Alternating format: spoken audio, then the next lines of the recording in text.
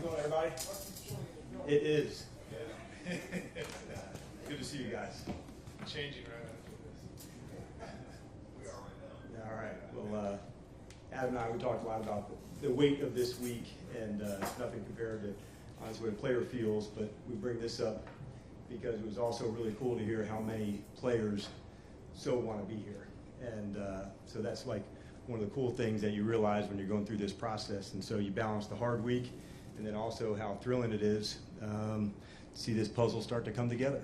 And that absolutely brings a new level of excitement for Adam and I, and we both feel that. So it's a hard day yesterday and a cool day today to see all the work and the puzzle starting to come together seamlessly with a lot of players and a lot of work that goes into that. So I really tip my hat to Adam and his staff. They have absolutely, dug in, and it's been really cool to see. Yeah, I'll just add on to that. You said it. It's the hardest day of the year, and first time doing it in this chair, and it's even harder. But the good thing is,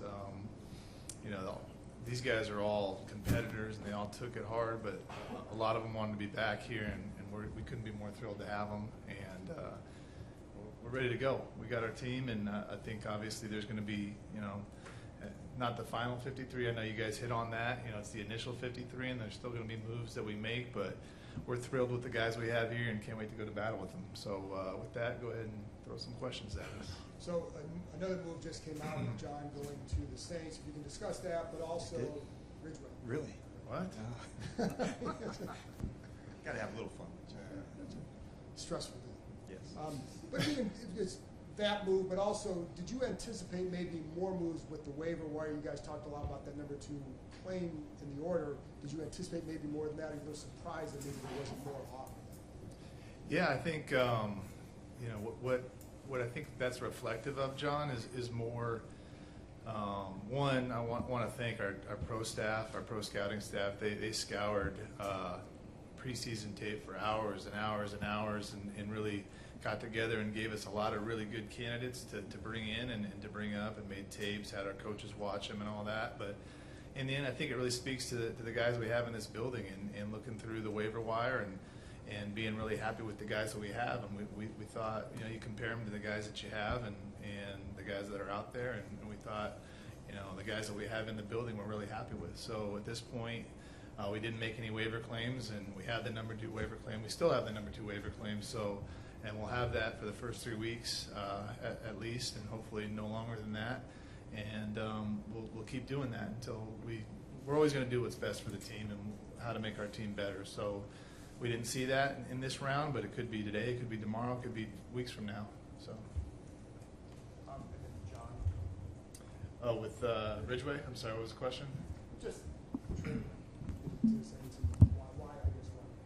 Yeah, I think with a guy like John, he did a really good job, and you guys saw how good he did on Sunday night too. And so with that, there's a lot of interest in him. And you look at your team and you look at who you have in the building and compare it to what teams are offering, and we thought, it's a really good opportunity for him to go somewhere and play a little bit more than he probably would have played here, and a scheme that probably fits him a little bit more.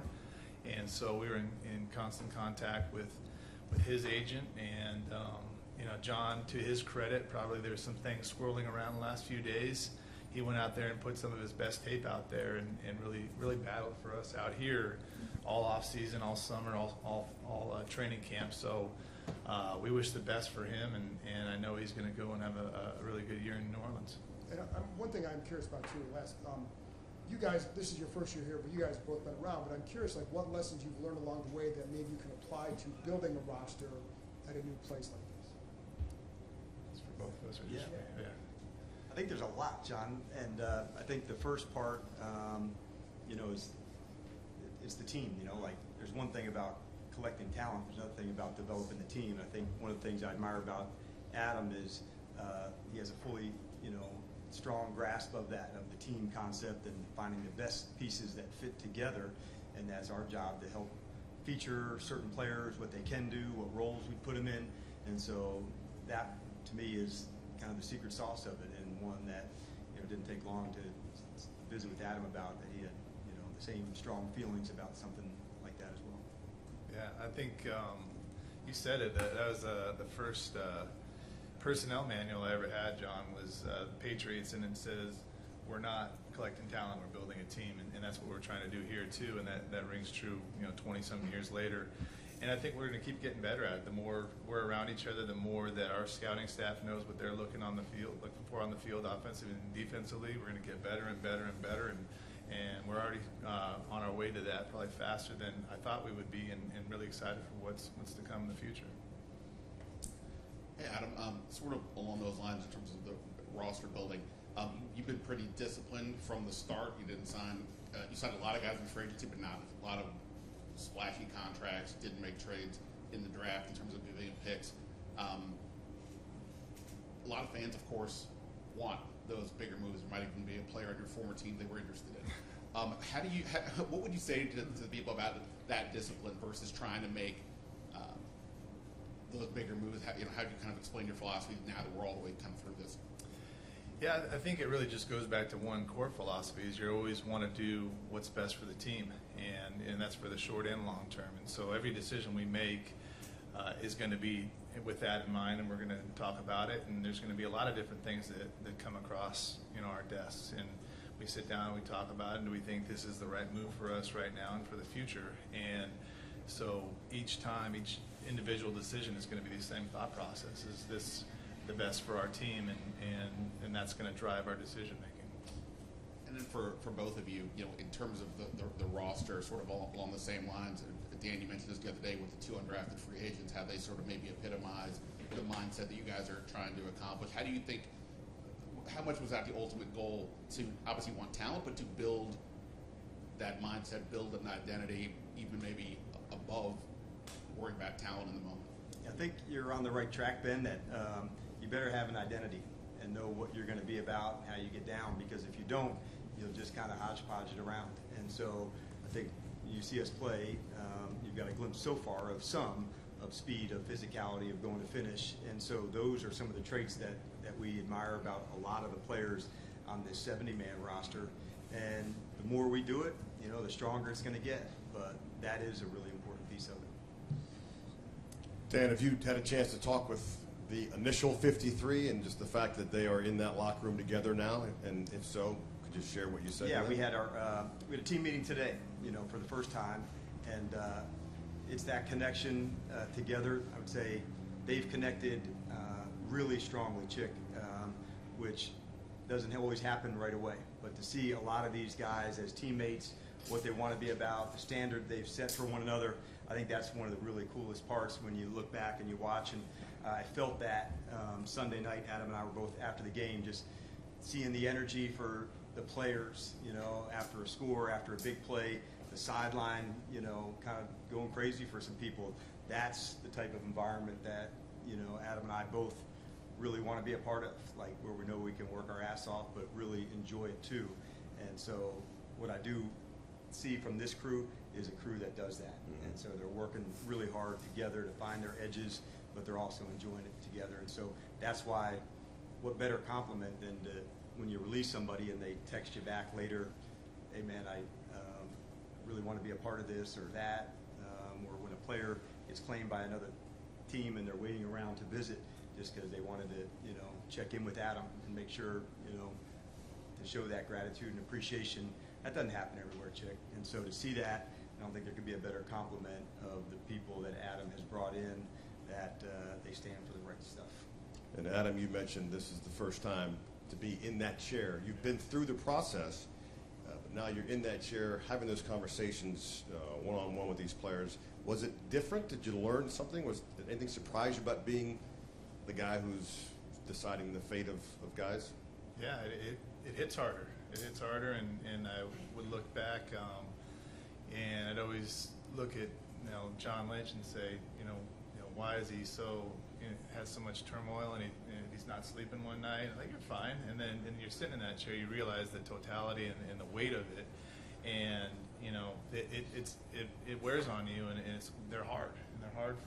These are guys that you see out here every day, and they're working their tails off, and they're going for it, and so when you're having those conversations, you understand like how much it means to them and how much it means to you, and you want to keep every one of them because they're all worthy of being there, but you can only keep 53 and another 17. So I now understand how hard that is and how much it weighs on you, and it's tough. Yeah.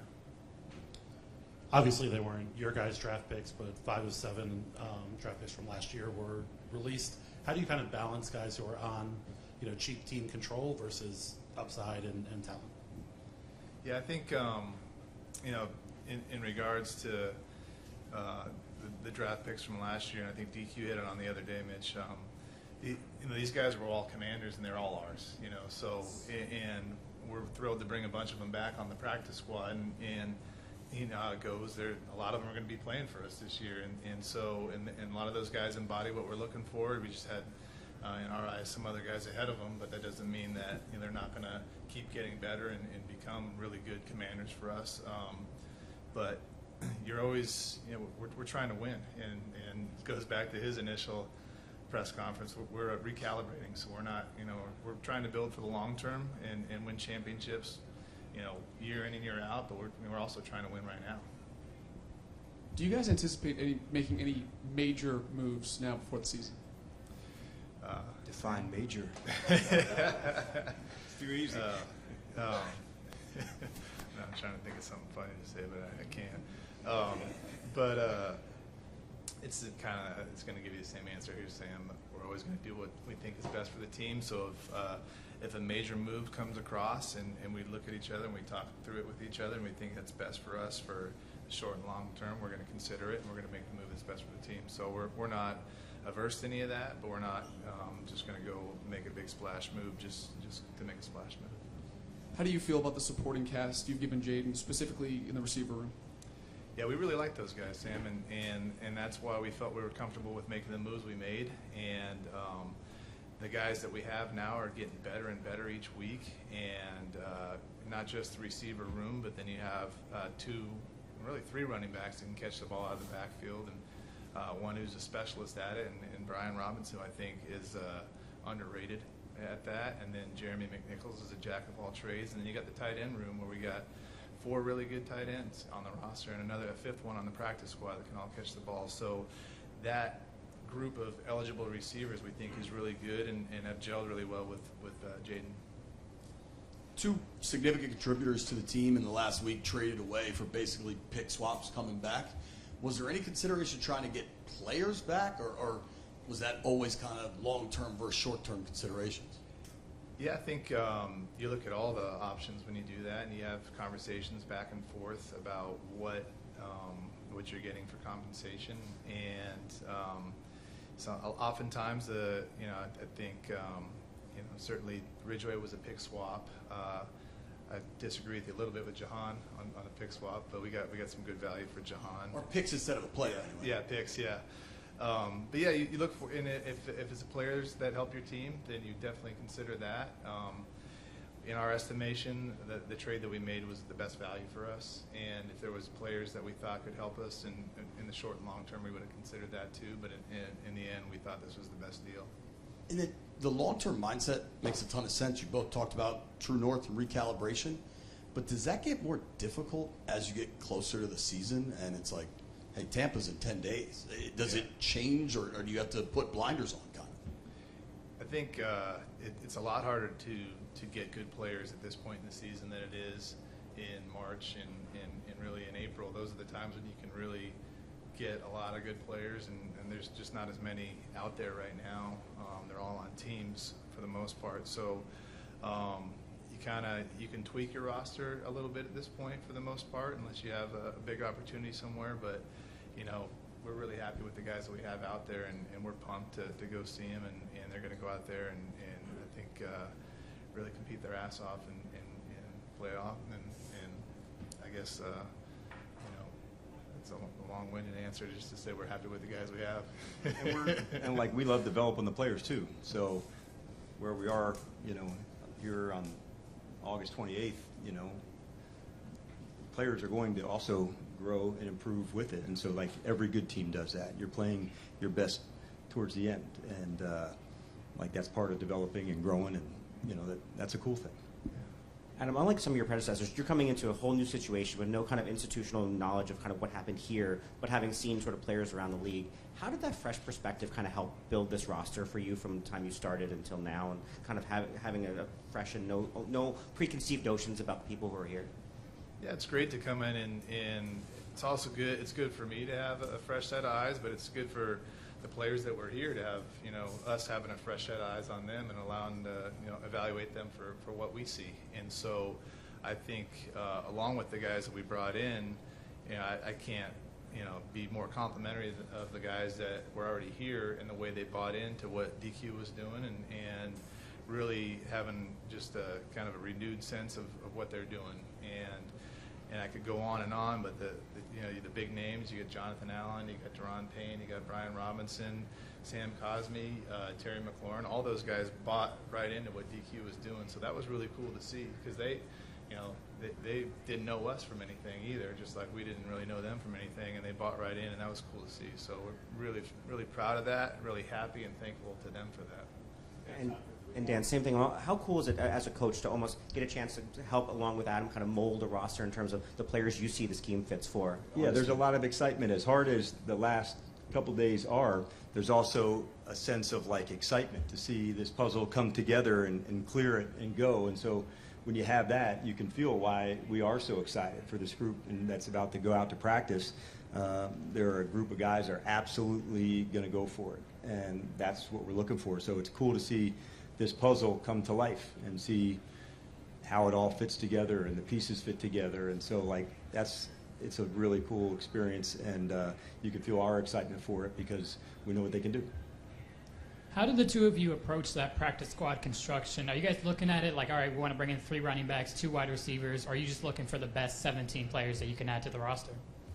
Yeah, I think philosophically on a practice squad and really just kind of anywhere you're looking for a really good mix of guys that can come in and play for you. And that's one of the coolest things that, one of the only good things about COVID is that we're allowed to get a bigger practice squad because of the things that were happening then. And so that allows you to get 6 veteran players if you want on your practice squad, and then you can fill in the rest with younger guys. But so you have a mix of guys that can come in and sub in if you have a few injuries for a week or two, and then you have other guys where you can continue to develop. And like DQ says, even the veterans are still developing at that time. So you want to get guys that can help you right away, and then have another group of guys that can keep developing. So that's what we would look for, but you're always looking to get the best 17 that you possibly can.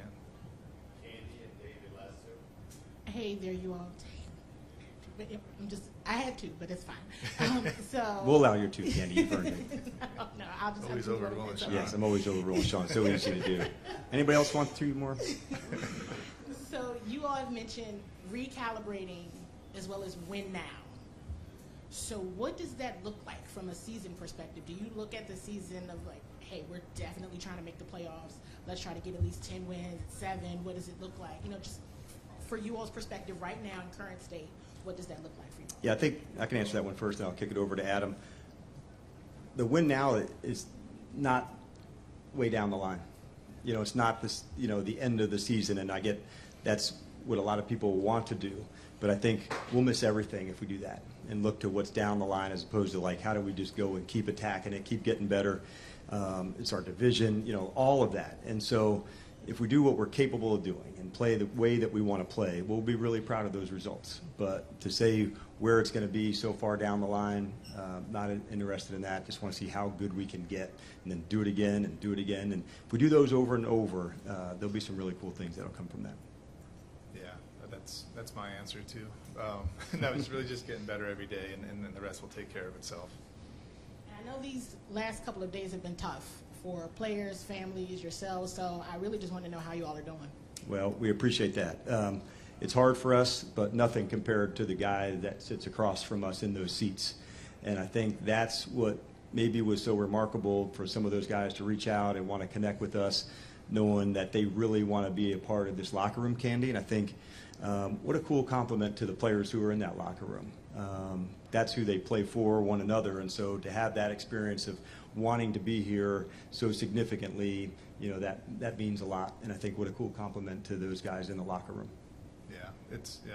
I'd agree. It is hard for us, but it's definitely harder for the players. But it's hard for everybody in the building because you develop relationships with all these guys, and I commend everybody in the building for handling it with class.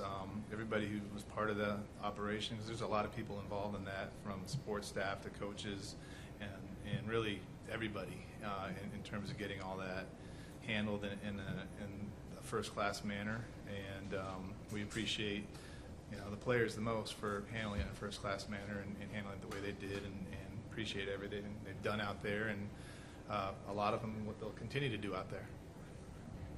Good afternoon, gentlemen. Good afternoon. How much did the NFLPA declining the option to have the emergency quarterback come off the practice squad impact your decision to keep 3 quarterbacks on the active roster? You want me to take it? Sure. Not a lot. I think as you look at it, we thought Jeff did a really good job throughout. Got better and better and better throughout training camp, or throughout the off season and training camp. And we thought, at that point when we were making those decisions, that Jeff earned a spot on the 53. So we have Jaden and Marcus, and then the 3rd spot was open, and Jeff went and took it. So. I'm proud of him and proud of the way he played, and I think he earned it. It's a really cool quarterback room here, David. The coaching, their connection together, and to see these 4 guys working together and in support of it, all that goes into it. It was by design that we were going to be heavy into that space from a coaching point of view, and to see that transfer into the players and the belief in them, it's been all we'd hoped it would be. All right, thanks, guys. All right, you guys have a good one. Thank you. Hydrate. Thanks, guys. Yeah.